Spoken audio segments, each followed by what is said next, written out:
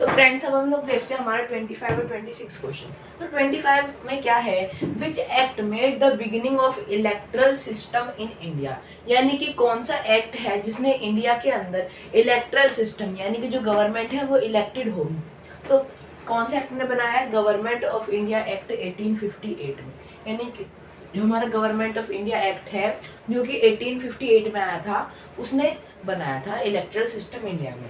तो 26 देखें, which of the following act made the Indian legislature bicameral for the first time, यानी कि किस act ने इंडिया की जो विधायिका है, भारतीय विधायिका है, उसमें बी आई कैमरल यानी कि 2 चैम्बर्स में डिवाइड कर दी।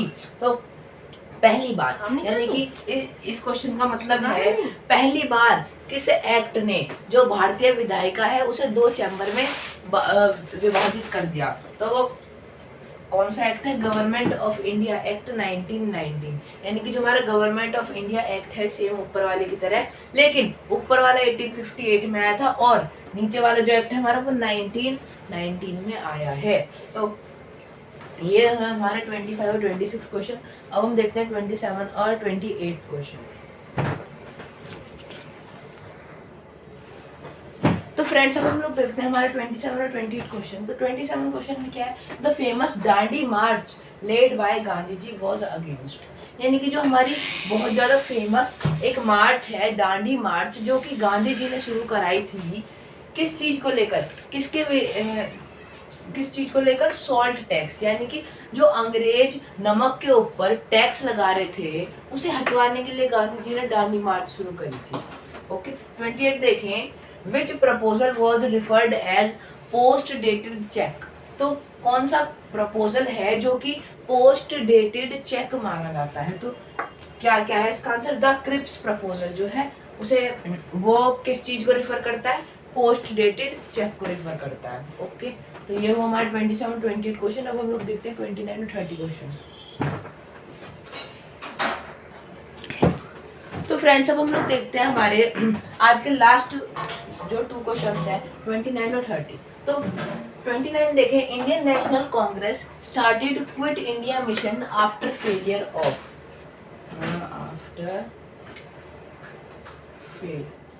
After failure of. तो जो इंडियन नेशनल कांग्रेस है उसने क्विट इंडिया मिशन किस चीज के फेलियर के बाद कराया था। तो जो क्रिप्स मिशन था हमारा, जो वो फेल हो गया था, जब जो इंडियन नेशनल कांग्रेस है उन्होंने उसमें फेलियर पा लिया था, तब उन्होंने क्विट इंडिया मिशन स्टार्ट करा था। 30 देखें, Gandhi ji gave a call to all Indians do or die, जो गांधी जी हैं उन्होंने सारे के सारे सभी भारतीयों को एक कॉल दी थी, यानी कि आवाज दी थी, डू और डाई, यानी कि जियो या मरो। ओके जियो या मरो, which is popularly known as, जो कि पॉपुलरली नोन एज, यानी कि जो कि जाना जाता है क्विट इंडिया मूवमेंट, यानी कि वो किस चीज के, क्या चीज मानी जाती है, क्विट इंडिया मिशन मानी जाती है, डू और डाई जो गांधी जी ने कहा था। ओके तो ये हुए हमारे आज के 10 क्वेश्चंस भी कंप्लीट। अब हम लोग मिलेंगे अपनी नेक्स्ट वीडियो में 4th पार्ट के साथ। तो तब तक के लिए थैंक यू। अगर आपको हमारी वीडियो अच्छी लगती हो तो हमारी वीडियो को लाइक करें, चैनल को सब्सक्राइब करें और ज़्यादा से ज़्यादा लोगों को शेयर करें। हेलो फ्रेंड्स, वेलकम है आपका हमारी इस वीडियो में। तो इस वीडियो में हम लोग क्या पढ़ेंगे, इंडियन पॉलिटी एंड कॉन्स्टिट्यूशन जो हमारी बुक है उसमें से आज हम लोग 3rd पार्ट करने वाले हैं, यानी कि क्वेश्चन नंबर 21 से क्वेश्चन नंबर 30 तक करेंगे। जैसा कि हम लोगों ने बोला है कि मैं आपको रोज 10 क्वेश्चन कराने वाला हूँ हमारी नई जीके की बुक में से, इंडियन पॉलिटी एंड कॉन्स्टिट्यूशन की में से। तो हम लोग पहला क्वेश्चन देखते हैं 21st क्वेश्चन। तो 21st क्वेश्चन, तो which act made the beginning of A parliamentary system in India, यानी कि किस एक्ट ने एक पार्लियामेंट्री सिस्टम की शुरुआत कराई थी इंडिया में। तो कौन सा एक्ट है वो, चार्टर एक्ट ऑफ 1853, यानी कि हमारा लास्ट चार्टर एक्ट, जो हमारा लास्ट चार्टर एक्ट है वो है 1853 में आया था, जिसने जो हमारी पार्लियामेंट्री सिस्टम है उसकी बिगिनिंग कराई थी।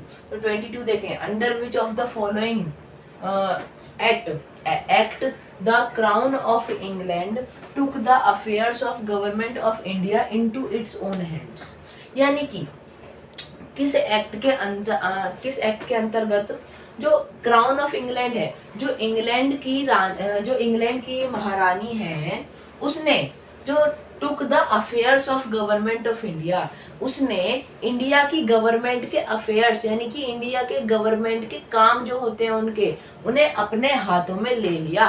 किस एक्ट के अंदर? यानी कि जो हमारा इंग्लैंड की महारानी है उसने हमारी इंडिया की गवर्नमेंट के कामों को अपने हाथों में ले लिया। किस एक्ट के अंदर लिया? गवर्नमेंट ऑफ इंडिया एक्ट 1858 के अंतर्गत। तो ये हमारा क्वेश्चन नंबर 21 और 22। अब हम देखते हैं अगला question.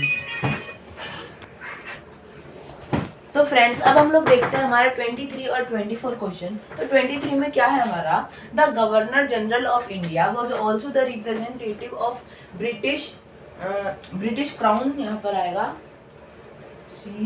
British crown to princely states in India and hence was known as the, यानी कि जो हमारा इंडिया का गवर्नर जनरल है वो एक रिप्रेजेंटेटिव है ब्रिटिश क्राउन।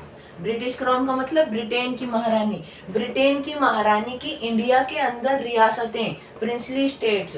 तो जो हमारा गवर्नर जनरल है वो क्या कहलाएगा? यानी कि दोबारा क्वेश्चन समझते हैं। जो गवर्नर जनरल है इंडिया का, वो जो ब्रिटेन की महारानी है उसकी जो इंडिया के अंदर रियासतें हैं वो उसका रिप्रेजेंटेटिव है। तो हमें बताना है अब वो क्या कहलाएगा। And hence known as the, तो हम उसे बोलेंगे वाइसराय ऑफ इंडिया। ओके, फिर देखते हैं क्वेश्चन नंबर 24। तो which act for the first time given an opportunity for Indians to enter into the sphere of legislature, यानी कि ऐसा कौन सा एक्ट है जिसने इंडियंस को, जो हमारे भारतीय हैं, उसे विधानसभा के अंदर एंटर करने का, विधानसभा को ज्वाइन करने का एक अपॉर्चुनिटी दी गई थी।